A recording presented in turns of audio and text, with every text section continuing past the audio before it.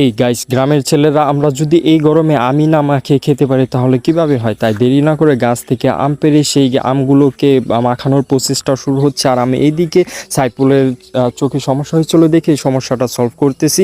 তো এইদিকে আম মাখানোর প্রথম ধাপ শেষ হওয়ার দিকে, কিন্তু লাস্টে একটা আম থাকে, সেই আম থেকে খোসা আমি আলাদা করছি। গ্রেটারটা রেডি করে সেই আমগুলো আমি স্লাইস করছি। আর এই দিকে সবাই বসে রয়েছে আর সবাই দেখছে যে আমি আমগুলো স্লাইস করছি।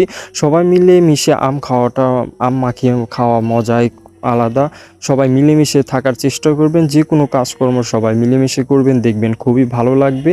আর এদিকে আমের স্লাইসগুলো করা শেষ হয়েছে, আমি সেই মরিচগুলো কাটতেছি। প্ল্যান ছিল কুচি কুচি করে, তাই কুচি কুচি করছি এবং সেই মরিচের ওপর লবণ দিচ্ছি এবং ডলতেছি। ডলতে ডলতে এমন অবস্থা আমার হাত জ্বলতেছে। তো সেই মরিচগুলো সেই আমের উপরে দিচ্ছি, স্লাইস করা আমের উপর। এগুলো সবই খলবলো করে মাখাইতেছি।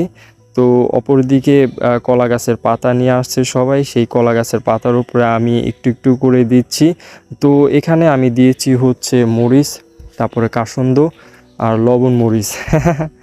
তো টেস্টটা খুবই ভালোই লাগতেছে। খুবই গরমের মধ্যে এগুলো খেতে খুবই মজাই লাগে। তবে এখানে একটু চিনি হলে খুবই ভালো হতো। অবশেষে খেলাম আমি। তবে লাস্টে আমি সেই রসগুলো চুমুক দিয়ে খেলাম। তবে চিনি হলে অবশ্যই খুবই ভালো লাগতো, তাই ভালো লাগেনি তেমন।